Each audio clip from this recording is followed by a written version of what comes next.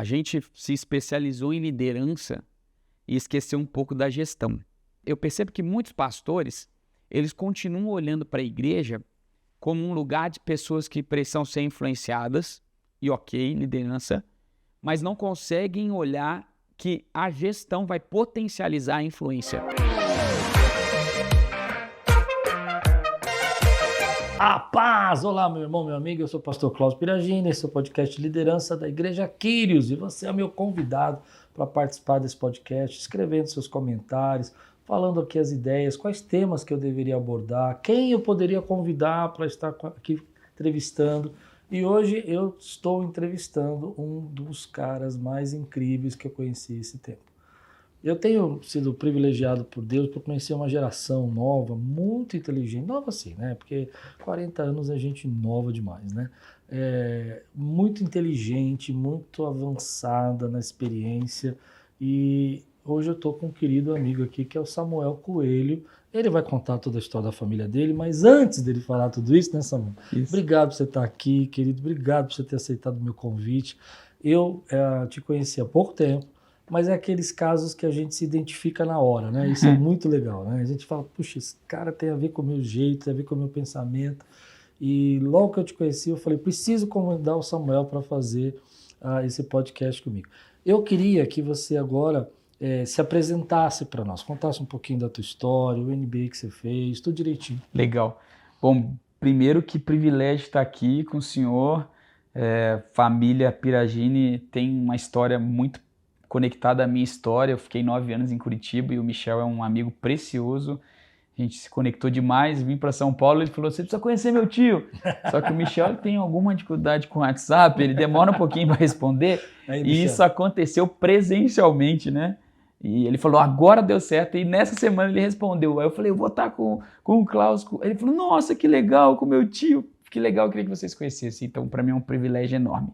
Eu sou Samuel Coelho, eu tenho primeira formação gestão empresarial, direito, MBA em desenvolvimento humano de gestores pela FGV, mestrado em liderança pela Mid-Atlantic Christian University da Carolina do Norte, mas a minha grande formação vem em casa. Minha família, minha mãe foi funcionária pública, meu pai militar e meu pai é pastor. A gente trabalhou muito essas duas frentes que fazem quem eu sou. Meu pai com a questão da liderança eclesiástica e também hierarquia militar muito forte, esse senso de obediência, esse senso de organização muito enraizado em quem ele é e transmitiu isso para a nossa casa. E a minha mãe com a técnica, porque minha mãe, além de trabalhar no funcionalismo público, porque ela trabalhou em todas as áreas da Caixa Econômica, desde caixa até a supervisão, gerente geral de agência, e minha mãe tem formação em pedagogia. sim. Então ela tinha essa questão técnica do português, da aula, do ensino, muito próximo na minha construção. E desse mix maravilhoso nasce o Samuel, que alia as questões hierárquicas, governamentais, religiosas do meu pai e as técnicas de ensino, de formação da minha mãe. É nesse ambiente que eu nasço e sou apaixonado por pessoas, por formar pessoas, por levá-las a esse potencial que elas podem alcançar e conectando sempre essas duas gerações que são os que vêm antes de mim e os que vêm depois de mim, que eu acho que é o lugar que eu estou hoje aqui mais próximo nessa conexão entre duas gerações muito diferentes. Sim. E você hoje faz a gestão de 200 igrejas, é isso? É isso, hoje eu faço a gestão administrativa de mais ou menos 200 igrejas da denominação que a gente chama Igreja Metodista Wesleyana. A minha parte é literalmente a parte técnica dessa gestão. Então, Explica pra gente. Eu tenho um bispo. Esse bispo, ele é o pastor dos pastores. Ele é literalmente a pessoa que cuida dos pastores, da família dos pastores. E eu cuido da parte administrativa técnica para que a igreja, organização, empresa funcione. Para que ele fique livre para fazer o cuidado espiritual. Então, parte contábil, jurídica, de contratação de pessoas, administrativa, financeira, construtiva. Então, eu tenho uma equipe que trabalha comigo, engenheiros, arquitetos, advogados, contadores, e eu faço essa gestão dessa grande organização chamada igreja. A metodista wesleyana, para quem não conhece, né? Ela é um movimento pentecostal, né? Isso. Que restaurou um pouco a ideia do John Wesley, isso? Isso. A gente nasce, a igreja metodista é uma igreja antiga, ela tem 300 anos. A gente nasce na década de 60 como uma resposta a uma frieza temporária que a igreja metodista vivia. Dentro da igreja metodista, alguns pastores são avivados, eles querem reformar a igreja, mas eles não conseguem, então eles são convidados gentilmente a se retirar. Como sempre. E nesse convite, não existe na época uma igreja pentecostal metodista. Então surge a igreja metodista wesleyana, que é uma redundância. Então a gente chama esse movimento de pentecostal histórico, né? Porque ele nasce em 60, então ele tem uma organização denominacional, mesmo tendo um ambiente pentecostal. Sim. E move esse ambiente. E ele surge na década de 60? 60. Nasce em 67. Junto com a explosão pentecostal. Exatamente. Do Brasil. Aqui. Aí nasce Avivamento Bíblico, Nazareno tem um boom, Brasil para Cristo, e tantas outras, né? E dentro desse movimento eu brinco que só tem a igreja metodista wesleyana, Avivamento Bíblico, Nazareno, entre outras, porque não tinha internet. Porque cada uma delas nasce em um boom em uma região. E a igreja metodista wesleyana nasce no Rio de Janeiro, e com um movimento mais local e depois expande para o Brasil. E você é filho de pastor, sobrinho de pastor? É neto de pastor também, não? Então, não. Tem duas partes da minha família.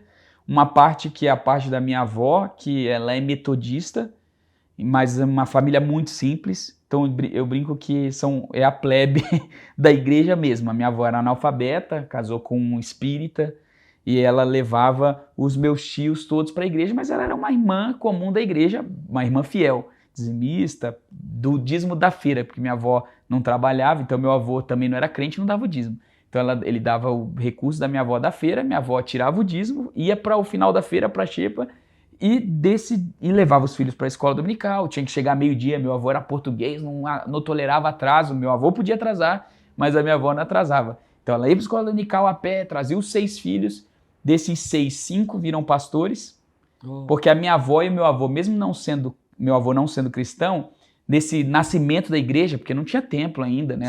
Ela nasce na rua, nas praças, a minha avó a recebia, ela tinha um dom da hospitalidade. Então ela recebia os pastores que vinham pregar na cidade, mesmo sendo muito pobre, dividiu o que tinha, aquele movimento inicial. E isso acho que tenho certeza, impacta a vida dos meus tios e do meu pai, e nascem desses 6, 5 viram pastores. O meu tio Silmar, que é o mais velho, que foi o primeiro aí, depois o tio Sidney, meu pai é o segundo aí, que é o mais novo, aí depois vão os outros, Sidney, Silvio e a tia Solimar. E desses 5, nós somos 20 netos, de 20 netos, 12 são pastores ou esposa de pastor. Então nasce de uma... E a família Coelho é uma família extremamente importante, né, para esse movimento de avivamento de São Paulo, né, através da metodista wesleyana. Isso. O meu tio, ele funda igrejas no sul do Brasil, depois vem para São Paulo, e é quando tem um boom nas igrejas, plantando igrejas em São Paulo, em algumas regiões de São Paulo. E depois vem o meu pai, que vai para o norte do Brasil, planta igrejas no norte do Brasil e volta para São Paulo, e eleito bispo, e hoje é bispo de uma das regiões. Você, assim, todo filho de pastor, assim, tentou fugir do chamado. Você tentou fugir do seu chamado? Eu costumo dizer que eu sou a exceção à regra. Por quê? Porque eu nunca tive dúvida que eu seria pastor. E eu digo assim, se Deus não tivesse me chamado, eu tinha me escalado. Tanto que eu acho bonito. Legal. Eu acho bonito quem tem uma experiência assim, sabe? Eu fugi, Deus me buscou. Ou eu ouvi uma voz dizendo, tu és meu filho amado, você vai ser um pregador. Eu não tive essa experiência. Como é que é isso? Eu tive uma convicção no coração desde o meu nascimento, que eu nasci para isso. E eu digo até quando eu palestro, e não é falta de oportunidade. Porque eu tive muitas... Você até jogador de futebol? Joguei futebol no Corinthians, deixei para ser pastor, passei na academia militar, não fui para ser pastor. Quando eu fiz o seminário junto com a faculdade, no meu último ano fui para um estágio maravilhoso, 2007, eu ganhava R$5.000 com 20 anos, administrando uma imobiliária, que é a minha especialização em direito imobiliário, e deixei para ir plantar igrejas no Sul. E todas as oportunidades, meu pai tentou me convencer de fazer o inverso do que eu fiz. Mas, na verdade, era um teste, né? Ele, é óbvio que no coração dele, como pastor, ele queria que eu fosse pastor. Mas ele estava mostrando assim, cara, isso é muito bom, ser jogador de futebol. Mas não, eu quero ser pastor. Isso é muito bom, academia militar, você vai ser um oficial, vai ganhar uma carreira bem tranquila. Não, eu quero ser pastor integral, missionário. Mas você está administrando uma empresa, uma imobiliária, você está ganhando muito bem, muito jovem, ganhando bem, você vai abandonar para, sabe-se lá, para ganhar o quê? Numa plantação de igreja, num campo missionário. Eu falei, não, mas eu quero viver essa experiência. Então, eu não tive essa voz do céu, mas eu tinha uma convicção no meu interior de que era isso que Deus tinha para mim. E eu costumo dizer que quanto antes você descobre o que Deus tem para você, antes também você chega no destino. Então, eu cheguei no destino muito rápido. Então eu preparei a minha vida para isso. Então quando eu fiz a gestão empresarial, eu fiz com 16 anos, porque eu queria ser um bom gestor da igreja.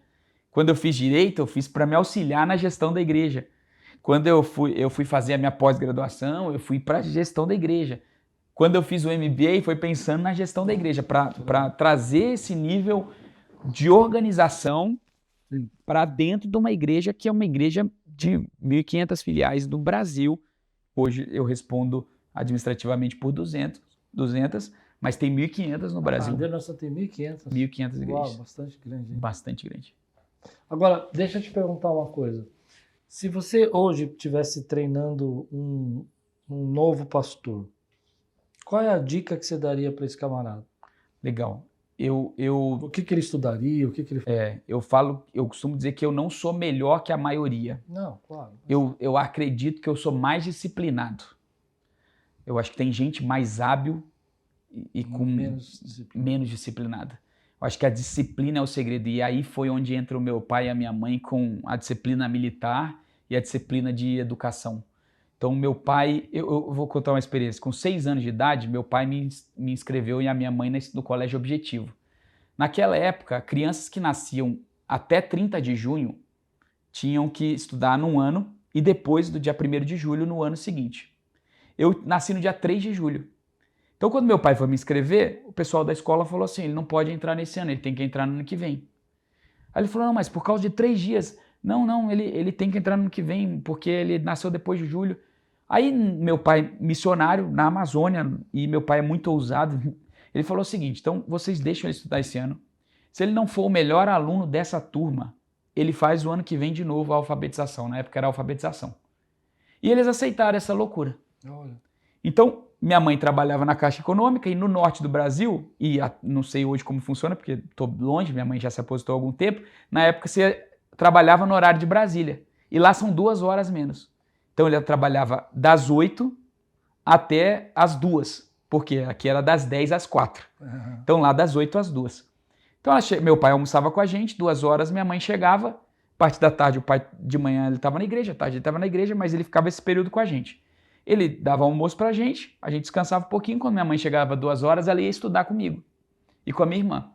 Então eu praticamente chego na alfabetização alfabetizado, porque minha mãe é professora. Então ela estabelece uma disciplina de educação e de leitura e de aprendizado diário. Sim. Isso começa lá em casa. Então quando eu vou crescendo, isso tá pacífico dentro de mim. Então eu já aprendi muito cedo com o cronograma, horário de acordar, horário de tomar café, horário de dormir, horário de almoçar, horário de dormir à tarde. Meu pai me obrigava a ficar deitado na cama depois do almoço, mesmo que eu não dormisse. Eu não gostava de dormir. Mas ele falava, vai ficar deitado na cama. E eu ficava deitado, às vezes, olhando pro teto, meia hora, que era a hora que eu tinha que dormir. Por causa do cronograma. 1 hora para estudar, 1 hora para jogar bola, ir pro treino. Então, ler a Bíblia. Então, essa disciplina da minha casa veio para a minha vida. Então, acho que a grande falha da maioria dos jovens pastores é que eles não são disciplinados. Eles confiam muito nas suas habilidades e menos na disciplina.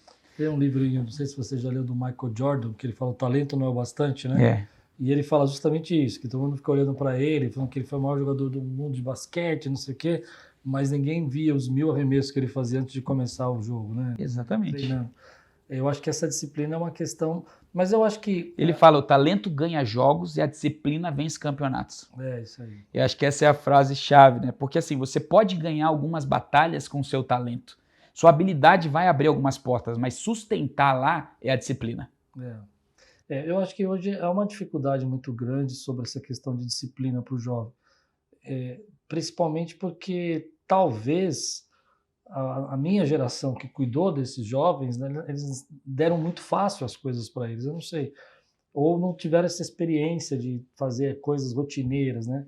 Eu me lembro que minhas filhas eu fazia mais ou menos isso, levava para a escola, tinha que ir para o balé, tinha que sair do balé, eu ficava esperando elas na ginástica olímpica, todo esse processo, né, de treinamento, né, de fazer coisas assim, e regradas, e conseguir, ajuda muito a você desenvolver, né, essa questão espiritual.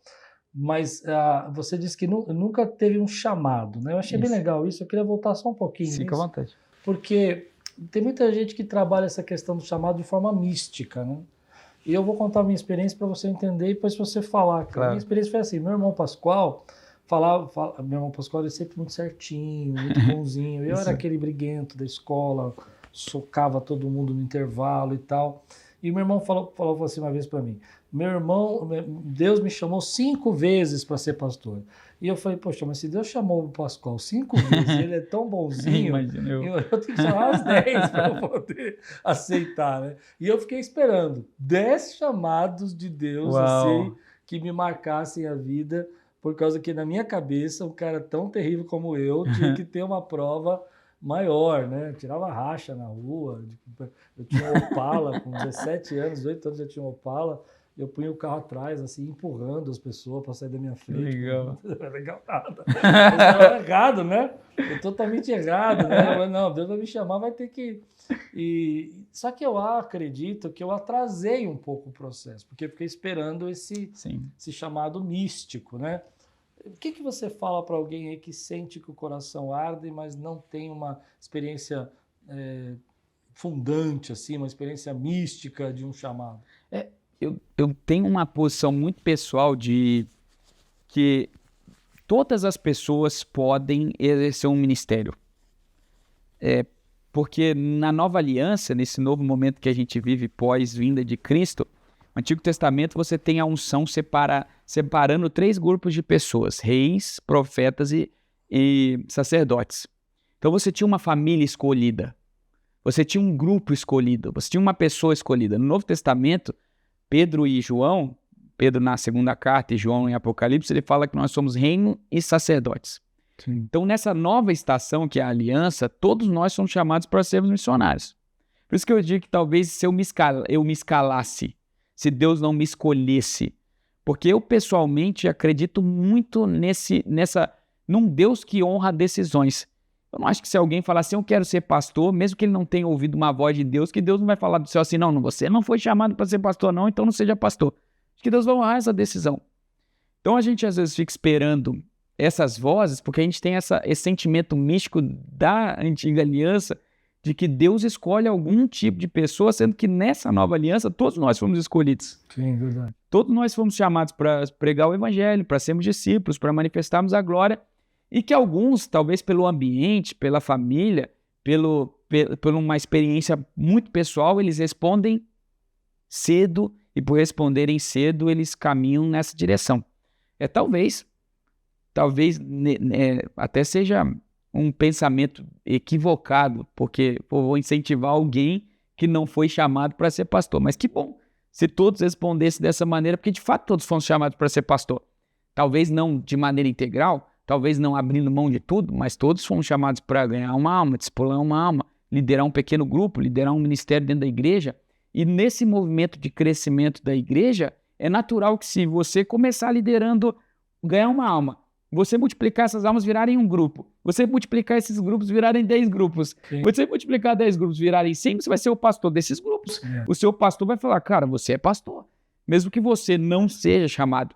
É que a gente confunde o título do ministério pastoral com o ministério pastoral. Verdade. E aí não necessariamente todos foram chamados para esse título pastoral. Eu mesmo não me sinto dentro do ministério um pastoral. Eu sou mais apostólico. A minha crise às vezes é essa, porque as pessoas esperam um pastoral que eu não sou. Eu sou mais apostólico. O que você quer dizer com ser mais apostólico? Eu sou mais empreendedor. Eu sou mais formador de pessoas. Eu sou mais conectado. Eu não gosto daquele ambiente de uma visita. Eu tenho um pastor na igreja ele é pastor, na essência. Eu mando ele nas visitas, aí ele fala às vezes pra mim, pastor, fiquei 2 horas lá e tal. Eu falei, calma, você ficou o quê? 2 horas? 2 horas? Ficou 2 horas? Meu Deus, 2 horas eu já resolvi um monte de coisa. Eu já fiz um monte de treinamento, eu já decidi a agenda do ano que vem. Eu te entendo.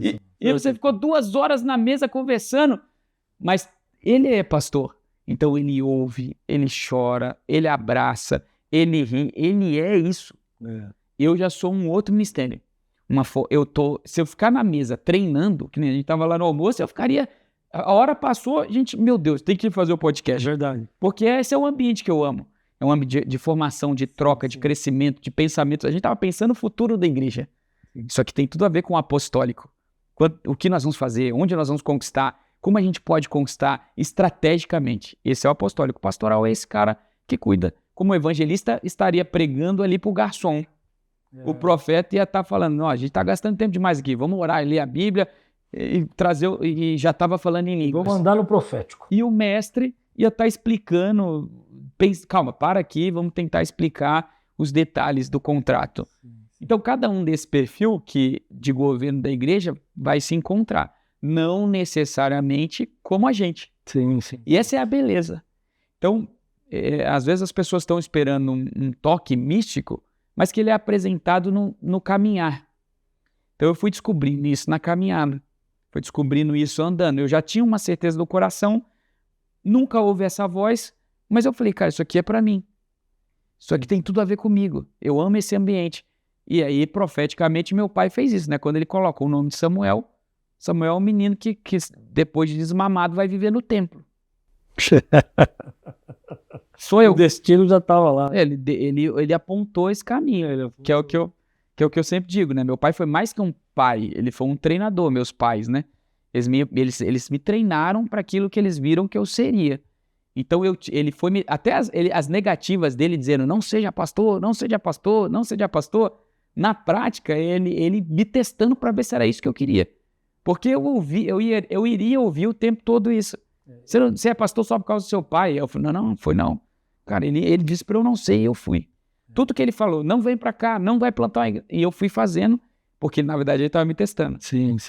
Mas eu acho que como pai tem essa preocupação também, né? Eu como pai eu penso isso. Será que minhas filhas querem estar aqui? Será que elas querem fazer isso? Porque vocês têm uma oportunidade muito grande, né? Não que a minha geração não tivesse, eu sou um pouquinho mais velho, né? Sim. Mas por exemplo, uma viagem de avião na minha geração era uma coisa mais difícil, né? Sim. Tinha que ter muito dinheiro, né? Você tinha que ser uma família muito abastada. Hoje você vai lá, parcela uma passagem 10 vezes, aí você está do outro lado do mundo já. As conexões também, para você falar com uma pessoa do outro lado do mundo, era muito mais difícil. Então eu acho que hoje vocês têm muita oportunidade. E essa oportunidade que vocês têm assusta a gente. Porque a gente vai pensando, será que eles estão aceitando esse desafio por causa que a gente está influenciando ou porque realmente é a paixão da vida deles? Sim. Me lembro uma frase do Charles Swindoll, em um dos livros, ele dizia o seguinte, eu não lembro se era o Coração do Pastor, não lembro qual era, ele falava o seguinte, que o pastor dele chamou ele na sala e falou assim, você seria qualquer outra coisa mais feliz do que ser pastor? E ele parou, pensou, porque ele era da Marinha, né? Ele falou, não, eu não seria. Eu falei, então você foi chamado. Interessante, né? Que é o que você está falando. Ele não falou de uma experiência, nenhuma visão, nenhuma glória. Ele falou que a pergunta foi essa. Se você está fazendo aquilo que te deixa mais feliz, esse é o teu chamado, esse que Deus está mandando você fazer. E é o que você está falando agora. Você queria, você amava, e é isso que te deixava mais feliz do que jogar no Corinthians. Tudo bem que Corinthians, né, gente? Ó, não vai cancelar o podcast. Jogar no Corinthians, ser militar, né, da Marinha, nada disso era mais importante para você. Agora, você falou de gestão de igreja. Me explica isso. Você, pela experiência que você tem, são quase 200 igrejas que você faz gestão. Qual é o desafio que você encontra nessa gestão de igreja? Despreparo, falta de organização? O que você... Vamos pensar que aqui do outro lado da câmara tem um pastor aí que ele não entende essa questão. O que você falaria para esse homem? Boa. Eu sempre digo que a gente se especializou em liderança e esqueceu um pouco da gestão. O Maxwell diz que liderança é influência, nada mais, nada menos. Eu acho o máximo, eu sou apaixonado pelo Maxwell e pela liderança. E eu entendo que a liderança é uma das características, uma das habilidades de um gestor. O gestor é esse cara que, além de liderar, ele é capaz de administrar, de gerenciar, de solucionar conflitos. Então, vou usar um exemplo que eu sempre gosto de usar, que é o do Neymar e do Cristiano Ronaldo. Sim. O Neymar é muito mais habilidoso que o Cristiano Ronaldo. E o Neymar é um grande líder. Ele é um grande líder. Se ele cortar o cabelo, a molecada corta o cabelo igual ele corta. Ele atrai multidões. Ele tem uma liderança técnica. Porque ele é tão bom que as pessoas tocam a bola para ele. Então ele sempre vai ser ouvido pela técnica, pela habilidade. Mas ele tem uma péssima gestão de carreira.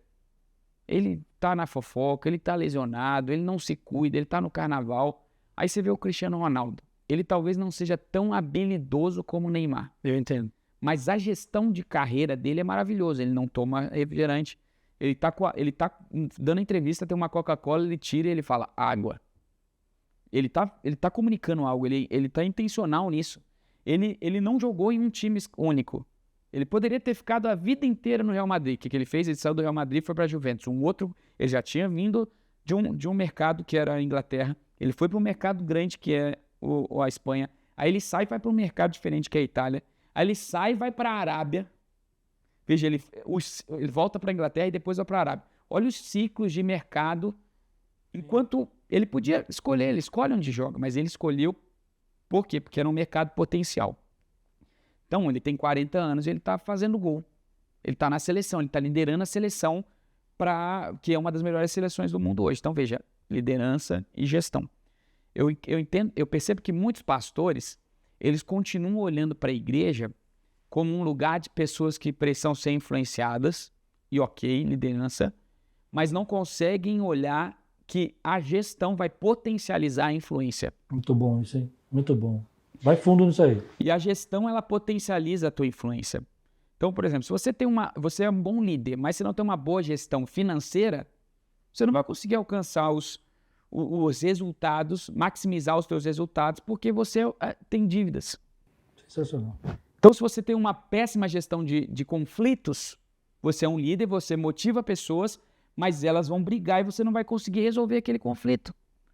Eu lembro que quando eu estava vivendo um conflito lá em São José, eu plantei igreja em São José dos Pinhais, e eu era muito amigo do Michel, e a gente foi para uma reunião e eu passei por aquele corredor da PIB e veio um pensamento na minha cabeça. Eu pensei, como que um Pascoal consegue estar tanto tempo nesse lugar?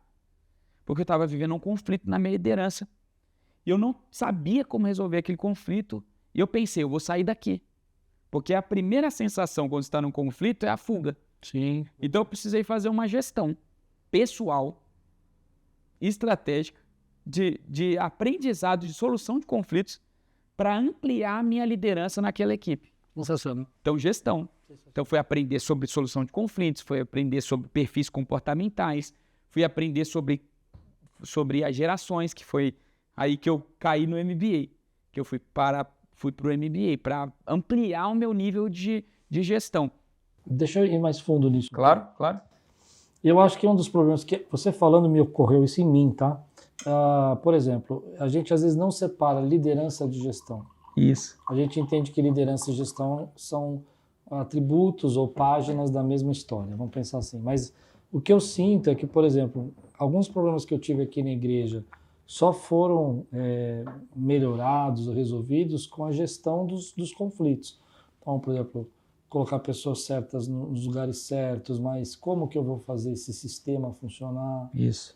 Criar um sistema melhor de integração de membros, tudo isso é gestão, né? Isso. Cuidar melhor dos funcionários, ter um RH que possa prestar um serviço. Eu acho que hoje alguns pastores eles têm dificuldade de entender que o conflito deles não é porque eles não pregam a Bíblia, não é porque eles não sabem... É isso. Não é espiritualidade. Não é espiritualidade, é que a gestão da igreja é como se fosse um saco furado, né? As pessoas vão entrando e vão saindo pelos ralos da... Não, e vale para o pastor e para o membro comum. Por exemplo, eu vejo muitos membros piedosos, tá? Que são bons crentes.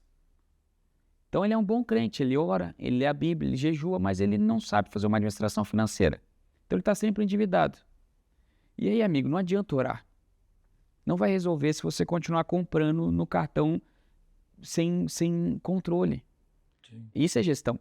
Então essa gestão, ela alcança todos os níveis, desde o nível do meu menor nível, minha baixa gestão, né, da minha equipe, do meu chão de fábrica, até a minha alta gestão. Só que a Bíblia ela fala muito sobre isso. Deus não entrega, eu gosto, na parábola dos talentos, que é dinheiro, Deus tira, o Senhor tira o talento de quem tinha um e ele entrega porque tinha multiplicado. Porque até no ambiente corporativo, a gente investe em quem dá mais resultados. Se o mundo corporativo, que é menos inteligente que a gente, investe em quem dá mais resultados, quanto mais o mundo celestial. E aí, claro que a gente não está falando aqui só de dinheiro, mas também de níveis de cuidado de pessoas. Então, mas aí as pessoas entendem essa parábola, e se eu entendi o que você falou, eu quero voltar um pouquinho. Claro. Você não está falando de meritocracia. Não. Porque as pessoas entendem como meritocracia. Né? Ele ganhou 2 talentos porque ele era bom, tal. Mas na verdade o que você está falando é que uma boa gestão comporta mais talentos. É isso aí. Vou usar outro texto bíblico para a gente fundamentar. Porque geralmente a gente escuta a pregação sobre isso, sobre mérito. Vamos pegar uma família sem mérito, entre aspas, porque ela tinha um mérito. A viúva do profeta, segundo Reis 4. Essa viúva, ela fica endividada porque o seu marido morreu, ela não tem a provisão e agora ela está endividada e os credores vão pegar seus filhos. Sim. Perfeito? E aí o profeta Eliseu chega na casa dela e fala o seguinte, ó, tá, o que você tem aí? Vamos fazer, vai lá, pega vasilhas. Eu tenho um pouco de azeite, então pega vasilhas, o máximo que você puder. E depois ele fala, depois que eles pegam todas as vasilhas, ele fala para os filhos e para ela, fecha a porta. E aí ele vai multiplicando o azeite. E o azeite para de multiplicar quando acaba a vasilha. Tem 2 pontos fundamentais dessa história para mim de gestão. Primeiro, o azeite para de multiplicar quando as vasilhas acabam. Por quê? Multiplicação de azeite, ela só é possível enquanto você tem capacidade. Deus nunca vai multiplicar além da sua capacidade. Eu primeiro me capacito, depois eu recebo a multiplicação. As pessoas invertem, eles querem a multiplicação antes da capacidade. Se você não tiver estrutura, você não consegue conter o que Deus está te dando. Primeiro eu fui estudar administração, gestão, liderança, contabilidade, direito, para depois só me entregar a gestão de 200 igrejas. Não foi o inverso, eu entreguei 200, e agora? Preciso estudar. Não. Então a gente às vezes espera como empresário, como pessoa, como líder de uma organização e até de uma igreja, que Deus mande as pessoas para depois a gente se capacitar. Não, mas quando eu tiver 1 milhão eu vou comprar. Não é assim. Primeiro você vai comprar, depois vai te dar 1 milhão. Primeiro você vai aprender, depois vai te dar. E tem outro detalhe, ele fala assim, fecha a porta. Porque se você não fecha a porta, as vasilhas escorrem. As coisas acontecem. Aqui é gestão. Porque se uma porta da casa está aberta, as pessoas, eu estou vendo que tem uma casa ali. Que toda vasilha que entra multiplica, daqui a pouco tem gente entrando, pegando vasilha e trazendo vasilha. Que é o que acontece na gestão de algumas pessoas. Como ele não tem uma porta fechada, que é um sistema, um processo, porque a liderança é a visão e a gestão é o processo. Sim. A liderança me leva para a visão, mas a gestão estabelece o processo para alcançar a visão. Sim. Então, se eu não tenho uma porta fechada, esse óleo vai escorrer nas casas do lado. Sensacional. Porque você estava falando, estava lembrando de alguns textos da Bíblia, um deles é a multiplicação dos pães. Né? Pronto. Senta em grupos. 50. Eu sempre brinco que se eu tivesse lá do jeito que eu sou, eu ia ser o número 4.900. 5.000, ia ser o último a receber o pãozinho. Mas tem uma coisa importante. Embora eu fosse o último a receber, todos receberam a mesma medida.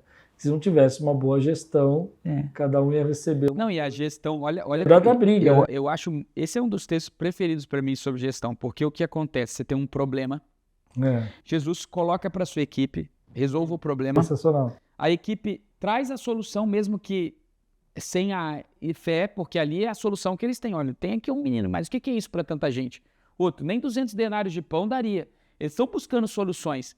Porque às vezes o líder ele quer formar uma equipe e esperar que eles tragam a resposta certa toda hora. Mas não, o fato de abrir a oportunidade deles trazerem respostas erradas, em algum momento vão trazer respostas certas, porque alguém trouxe uma resposta errada, que era certa. O André, quando traz o menino com 5 pães e 2 peixes, para ele tá errado. Mas era certo.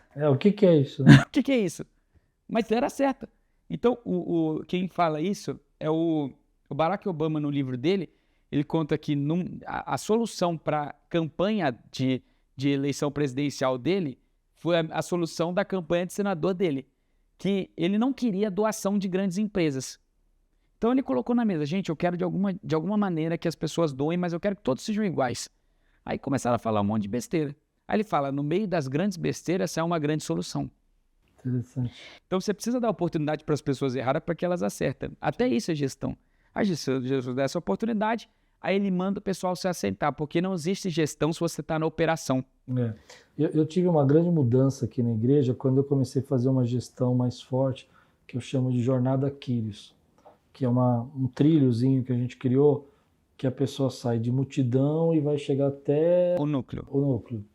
E ela tem todo um processo para chegar ao voluntariado, né? Isso. Nosso voluntariado mudou e tudo. Eu acho que... mas para mim, hoje, o que você falou que me chamou a atenção é porque eu acho que nós somos muito apaixonados pela liderança. E os pastores não gostam de gestão. Então, por exemplo, é difícil o pastor querer saber quantos membros foram, quantas pessoas foram na igreja domingo. Eu me lembro quando meu irmão Pascoal falava para contar as frequências de membros na igreja, eu achava aquilo um absurdo. Hoje eu conto, mas naquela época eu achava absurdo. Até que eu comecei a perceber que eu precisava comprar cadeira, e como é que eu saberia se eu ia comprar cadeira se eu não sei quantas pessoas estão lá? Porque tem muita gente que vai lá na igreja, você tem lá, sei lá, 500 cadeiras, só que você nunca contou as pessoas. Então, às vezes você tem 500 cadeiras, mas não cabe 500 pessoas. Porque as cadeiras não dá para sentar um do lado do outro, porque aí senta numa ponta não dá para sentar família. Então tem toda essa questão de gestão que é muito importante. Aliás, eu quero aproveitar então e entrar nessa segunda parte aqui que a gente ia falar. Porque eu achei esse tema aqui sensacional. Esse aqui é o livro do Samuel Coelho, Revitalização. É claro que ele escreveu com viés, né, para a igreja, mas ele é formado, como ele falou, em MBA, na área de liderança, e ele vai falar um pouco sobre revitalização. Legal. O que você entendeu sobre revitalização aqui? O que você... O tema revitalização, ele caiu no meu colo porque eu estava num processo de plantação de igreja, lá em Curitiba, e eu assumo uma igreja de 57 anos. Eu venho para São Paulo para assumir uma igreja de 57 anos. Com toda uma tradição. Que foi uma mega igreja, em algum momento, mas que ela se perdeu na história e que estava num declínio absurdo. É uma igreja que meu tio foi pastor, meu pai foi pastor e que eu fui criado nessa igreja. Então, eu vi uma igreja que estava morrendo. E eu falei, cara, eu preciso fazer alguma coisa para essa igreja ter vida novamente. Trazer vida novamente para a igreja. E aí surge a revitalização, porque revitalizar é trazer nova vida. Eu começo a pensar nisso, processos, métodos, estratégias, e Deus começa a falar no meu coração, dentro da carta de Paulo aos Efésios, que é uma carta para a igreja, especialmente no texto de Efésios 4. E aí eu estabeleço ali uma tríade. Exatamente. Uma tríade de crescimento, que eu chamo que é a fórmula do crescimento. Opa, eu tô vendo aqui. Já vai entrar nisso já? O senhor que manda, mas eu ia falar, a fórmula do crescimento. Só que antes, essa é a parte bíblica, mas bem técnica. Porque o que eu percebo, e aí eu vou dissecar isso no livro, é o artigo do MBA, é que essa fórmula não está só em Efésios 4, ela está no mundo. Ela é um princípio de vida do mercado, do mundo, de tudo que acontece no mundo que cresce está sob essa fórmula. E aí eu começo a trabalhar tanto as questões que geram esses conflitos, que impedem a fórmula, aí eu falo de conflitos geracionais, eu vou explicar cada geração, até a fórmula de crescimento e termino como uma avaliação, uma análise em que nível você está, porque aí eu tenho um gráfico, na verdade é esqueci agora o nome certinho, mas ele tem aqui do lado o eixo X e o eixo Y. no X. Um gráfico cartesiano. É isso, um gráfico cartesiano. O gráfico cartesiano X e Y, em que X é crescimento e Y é tempo. Isso. Então, toda a organização, ela nasce, cresce, estabelece um platô, declínio e morte. Isso vale para a vida, isso vale para tudo. Como que você impede a morte? Se você trouxer nova vida. E aí é o processo de revitalização. É quando você gira a curva de morte para uma nova vida. E aí que entra o geracional? E aí que entra os trabalhos geracionais, e aí que entra...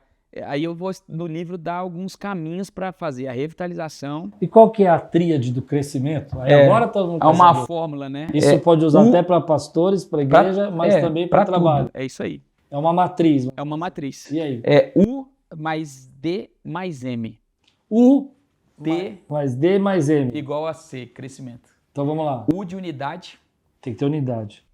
E aí o apóstolo Paulo escreve, é um só Senhor, um só batismo, um só corpo. Então todo o ambiente, qual que é o grande objetivo do inimigo e do inimigo organizacional para impedir o seu crescimento? É dividir a sua equipe. Porque uma equipe unida, ela faz qualquer coisa. E unidade, ela está mais ligado a propósito do que a uniformidade. Eu vou falar exatamente sobre essa diferença. Essa é uma questão que eu me pego um pouco nisso. Porque eu acho que nós somos românticos quanto à unidade. Né? Há um romantismo. Achar que todo mundo está unido porque é uniforme. Não. Que as pessoas nunca vão achar nada diferente. Elas nunca... Porque assim, eu nos meus 32 anos de ministério, eu nunca tive essa unidade romântica. Existe um propósito, as pessoas querem alcançar, querem fazer, mas elas vão questionar por que foi de madeira e não foi de ferro, por que... É a letra D. Então vamos lá, continua. Unidade, que é diferente de uniformidade. Não, tudo bem. Aí veio o D, que é diversidade. Diversidade é diferente de independência. Entendi. O que normalmente alguém que pensa diferente na nossa equipe, ele fala, eu penso diferente, eu preciso sair. Não. Crescimento só vem em ambiente diferente, de diferentes. Então, na minha equipe, eu preciso ter pessoas diferentes, porque elas me fazem crescer. Os iguais não me fazem crescer. Quem me faz crescer é o diferente. No mínimo, ele me faz estudar mais, pensar mais, orar mais. O diferente, ele me faz pensar diferente. Porque eu, por ser apostólico, por exemplo, eu estou pensando aqui. Aí tem o pastor que está falando, pastor, e as pessoas?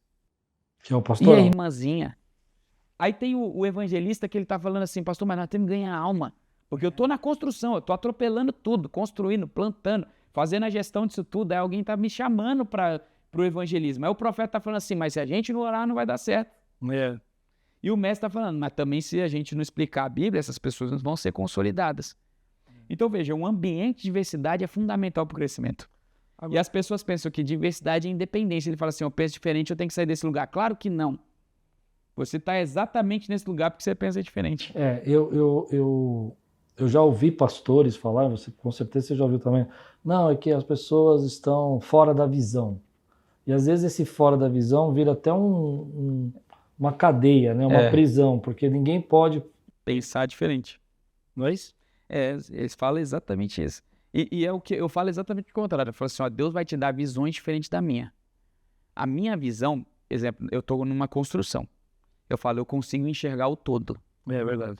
Mas quem vai enxergar a sala das crianças é a líder de criança. Eu não vou, eu nem sei, eu nem vou lá. Aí adianta eu ir lá construir o Templo Kids, se eu não sei a realidade, eu vou colocar uma cadeira de estofado alta e ela vai falar assim, não, pastor, mas as crianças vão ficar balançando o pé. Tem que ser uma mas eu acho que é um problema nosso, isso, quanto mais a gente se fecha, é a caverna de Platão, né? Mais a gente vive pelas sombras, né? A gente não enxerga.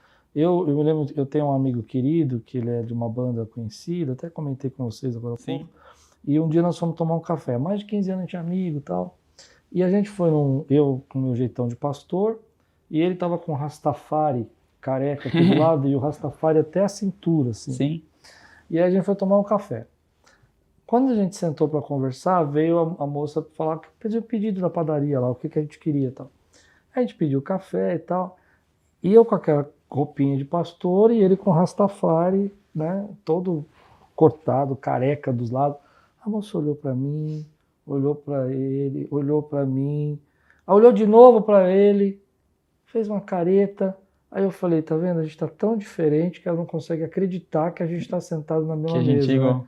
Só que é o que você falou, né? A unidade não estava no corte de cabelo, não estava na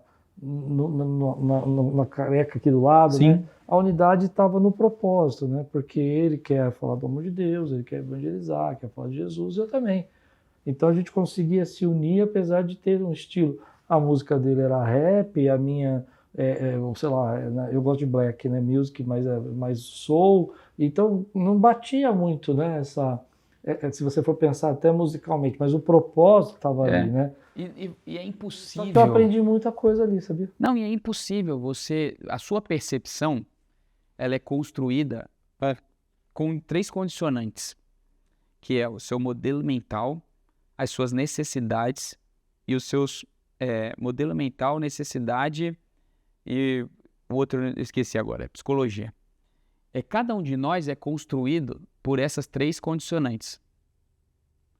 E é uma percepção que individualmente nós vamos ter por momentos da vida que nós vivemos. Sim, sim. Então, necessidade, passou fome, passou frio, teve um abandono paterno, gerou uma necessidade e uma percepção do mundo a partir daquela necessidade. Um modelo mental, teve alguém que o inspirou daquela maneira, teve um padrão visual que inspirou e aí ele enxerga o mundo daquela maneira.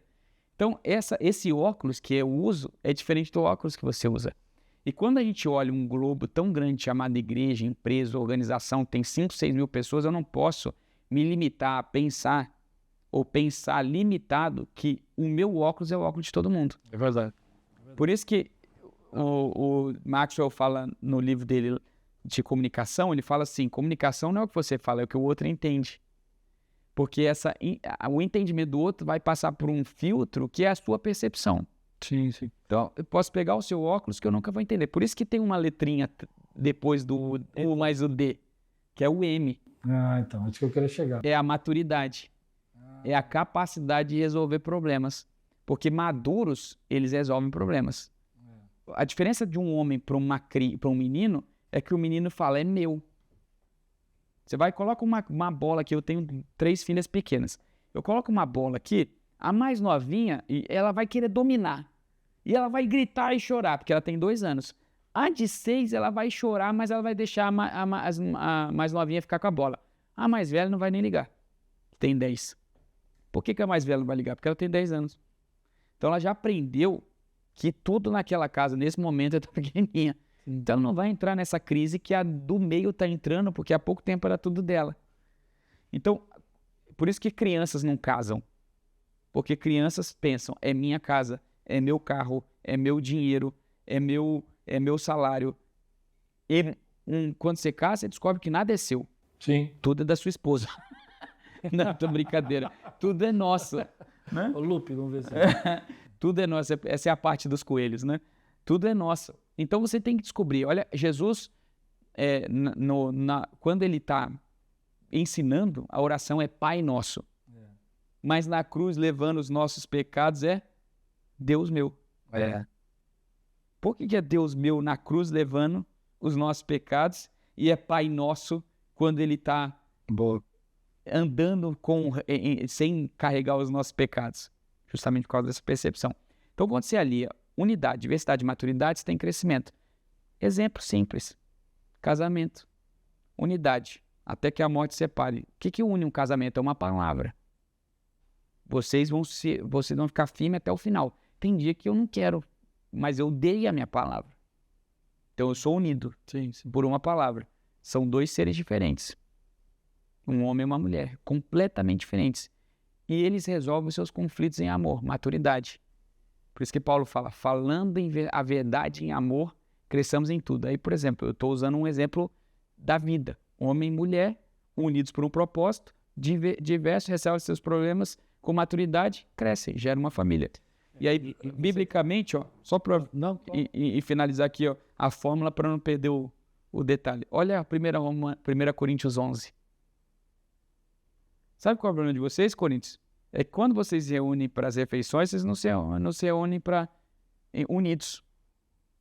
Isso é divisões. O problema de Corinto, aquela igreja terrível, não era a prostituição, não era o incesto, era divisões. Paulo gasta 6 capítulos falando de divisão e 1 de prostituição. Porque o pior problema de uma igreja não é a prostituição, é a divisão. Então vocês, o 1 Coríntios 11, unidade. Vocês vão se reunir e fazer isso aqui conforme eu recebi do Senhor. 12, dons espirituais, diversidade. Há uns profetas, outros contribuição. E o 13? Amor, Maturidade. Aí você cresce. Interessante. Essa questão da unidade é um desafio dentro da igreja, porque eu acho que é onde o diabo mais tenta destruir a igreja. Porque às vezes a pessoa não sabe do que ela está falando, não é o ministério dela, mas ela está revoltada ou brava com alguma situação. Maturidade. Falta de maturidade para lidar com aquilo, né? É. Agora, você tem algum sistema para provocar essas 3 coisas? Unidade, diversidade e maturidade? Qual que é o sistema que você aplica? Eu sou muito prático. Eu percebo. Então, no livro, eu sempre trago uma história, aí eu disseco o texto bíblico, que é o fundamento, e eu vou para dicas práticas de como fazer isso. Nossa, é igualzinho eu, né? Aí por que eu faço? É o perfil apostólico. Porque a minha pregação é assim. Eu gosto de começar com uma história, aí depois eu faço a exegese do texto, e aí eu tiro 4 aplicações. Então, só pode pregar tranquilamente no meu lugar qualquer dia lá na igreja. E você aqui, né? Já vamos marcar isso aí, já. Você vir aqui pregar aqui. Mas eu achei interessante, porque é justamente isso. Porque no final eu tenho que trazer... Fala, e aí agora? Porque assim, beleza, isso aqui é maravilhoso, mas e aí? Então, por exemplo, e aí? Como criar unidade? Eu cheguei nessa igreja, ela tinha um problema sério, 2 grupos. Tinha os de Paulo e os de Apolo. E tô chegando. E eu não vou entrar nessa briga, só para ter uma ideia. Na primeira reunião, presbitério, na minha posse, eu 33 anos, tô mais velho agora, faz 32. Então, há 6 anos atrás. 7 anos, eu cheguei, primeira reunião, o presbitério, só os cabeça branca, fala assim, olha, você está assumindo agora, pastor, mas a gente precisa compartilhar algo com você. Nós temos enfrentado um problema aqui há 10 anos e nós precisamos resolver. E é uma família assim, chato, sabe? Eu falei, irmãos, que dia é hoje? É o dia da minha posse, né? Vocês estão com esse problema há 10 anos, vocês não resolveram até agora, vocês querem que eu resolva agora? Pô, estão de brincadeira comigo. De brincadeira, no dia da posse. 10 anos. Não, calma, vamos ver. Aí marquei a primeira reunião com a liderança. Sentou um de cada lado, parecia aquelas igrejas separatistas, um de cada lado, exatamente. Aí eu peguei uma camiseta da seleção brasileira, coloquei lá em cima. E comecei a falar, vocês estão vendo essa seleção aqui maravilhosa, pentacampeã, Pelé, Ronaldo, Romário. Isso eu tô falando, era 7 anos atrás, foi 2019. Só que fazem 17 anos que ela não ganha nada. Tá vendo isso aqui, ó? Isso aqui são vocês. Estão jogando com a camisa há 15 anos. Já foi uma igreja maravilhosa, plantou muitas igrejas, cresceu, sustentou muitos missionários, mas está morrendo. Só que precisa aceitar.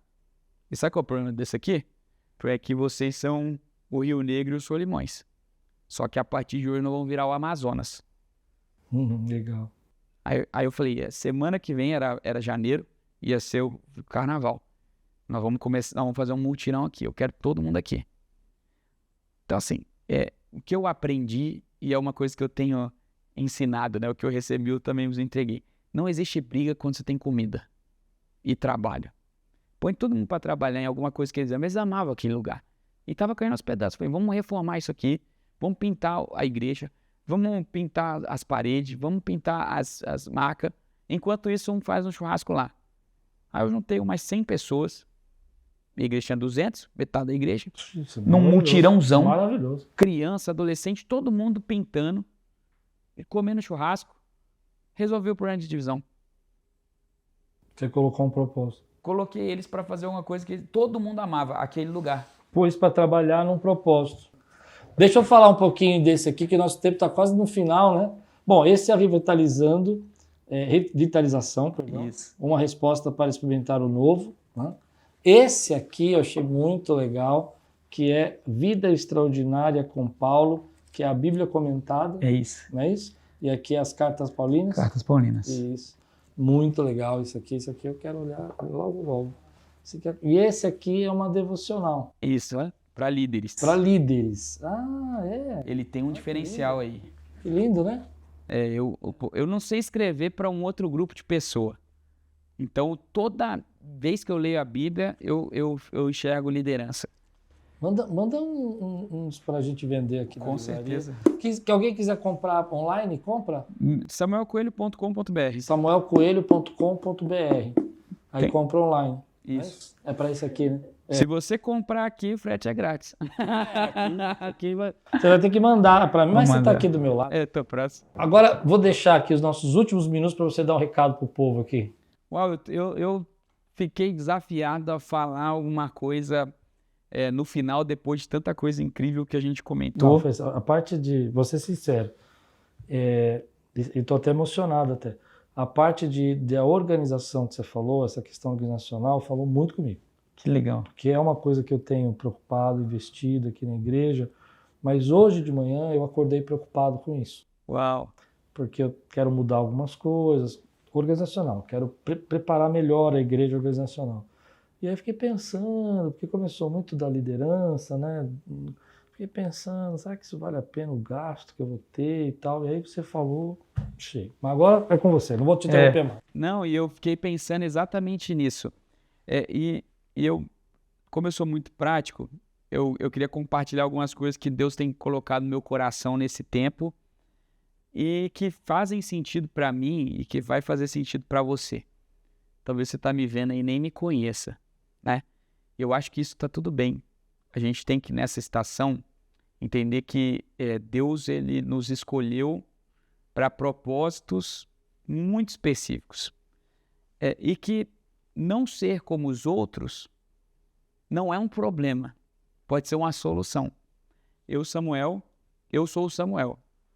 O que Deus colocou no meu coração muito cedo foi uma identidade muito bem firmada, quem eu era. Eu fui pequeno até os 19 anos, eu sou filho de pastor, eu sofri todo tipo de bullying possível e imaginável na escola.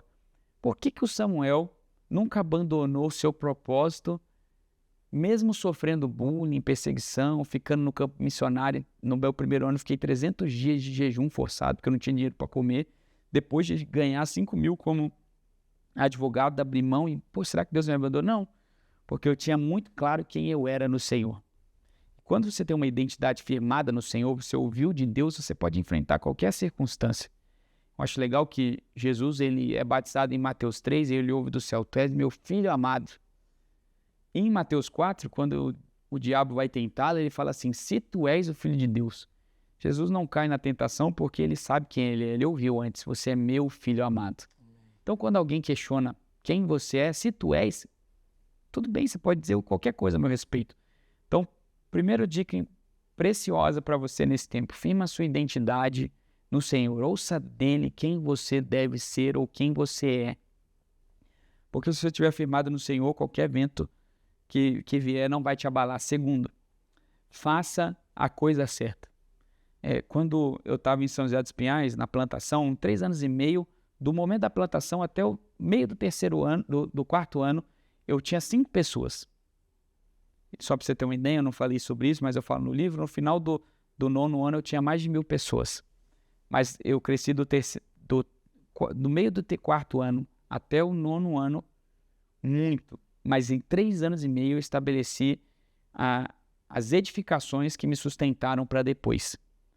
Porque quando você faz as coisas certas, faça no tempo de Deus, as coisas de Deus vão dar os resultados de Deus. Então a gente tem uma tendência de olhar para o lado e pensar nas estratégias, no que o outro está fazendo. Mas se você estiver fazendo o que Deus mandou você fazer, certo, no tempo de Deus vai dar o resultado de Deus. Então não se preocupe se talvez pareça ou o mundo oferte estratégias melhores que aquelas que você tem ouvido da parte de Deus, mas faz o que você está fazendo. Mantenha fazendo certo. Está falando alguém aqui que talvez ainda nem tenha um resultado tão extraordinário, mas eu estou tranquilo. Eu vim falando com o pastor Lucas, que está comigo, o meu pastor de Osasco, falei assim, cara, eu tenho muita tranquilidade de caminhar num processo que Deus tem me permitido na direção daquilo que eu já vi no futuro. Lá em casa a gente tem uma máxima. Meu tio falava isso para meu pai falava isso para mim. É esmagando uva que faz vinho, é esmagando azeitona que faz azeite, é esmagando cana que faz garapa, é esmagando um menino que faz um homem, e é esmagando um homem que faz um líder. Então, é um processo. Você precisa ser esmagado, manter uma constância nesse processo e no tempo certo você vai ter o resultado. E terceiro, seja disciplinado. Acho que disciplina é o segredo do sucesso. Homens disciplinados, mulheres disciplinadas, eles vão manter uma constância e vão alcançar esses resultados no futuro que aqueles que são disciplinados vão alcançar no momento.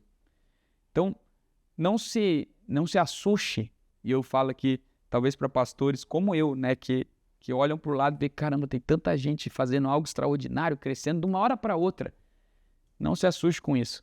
Eu estou há 39 anos no Evangelho, eu já vi muitos movimentos virem e passarem. E aqueles que são constantes e disciplinados, lendo a Bíblia, orando, jejuando, trabalhando, fazendo seu trabalho. Puxa, pastor, eu tenho uma pequena empresa, parece que não vai, continua fazendo certo, continua naquilo que Deus colocou no seu coração, no seu propósito, na sua identidade. Não se abala, que no tempo oportuno tudo vai dar certo. Jesus, quando encerra o Sermão do Monte, ele fala assim, aquele que ouve as minhas palavras e não pratica, é como um homem que constrói a sua casa sobre a areia. Vem o vendaval, o tempo forte, e essa casa ela é destruída. E aquele que ouve minhas palavras e pratica, é como um homem que construiu a casa sobre a rocha. Vem o tempo forte, o vendaval, mas ela fica sustentada. Ventos fortes e vendavais vêm para todo mundo. Mas é ouvir e praticar que vai sustentar aquilo que você está construindo nos vendavais. Porque ele chega para todo mundo. Querido Samuel, que aula hoje, hein? Poxa, é privilégio. Obrigado, querido. Obrigado por você estar aqui. Obrigado por você ter atravessado a Macedônia. Porque vir aqui da Zona Leste para cá é uma Macedônia. É isso mesmo. Mas graças a Deus que você veio. Tenho certeza que muitos foram abençoados. Não esquece de compartilhar, de colocar o seu comentário. Para te seguir, rede social? @pr.samuelcoelho. pr.samuelcoelho no Instagram. No Instagram. Isso aí. E aí lá tem todos os links. E no site, no samuelcoelho.com.br, tem o link para tudo. Inclusive tem um pop-up que joga para um conteúdo exclusivo. Tem 2 PDFs gratuitos. Um Como Construir Seus Sonhos, que é um rascunho para você escrever o seu planejamento estratégico para 2026. Legal. Partindo da sua identidade na direção daquilo que Deus te mostrou. E tem o Fé Extraordinária, que eu compartilho a minha experiência de fé, uma exegese com aplicações para a vida prática de Hebreus 11, 1-3. Muito legal. Obrigado, Samuel. Obrigado por você estar aqui. Poxa, eu que agradeço. Deus abençoe vocês, uma semana de graça e paz, e tudo quanto fizer prosperará.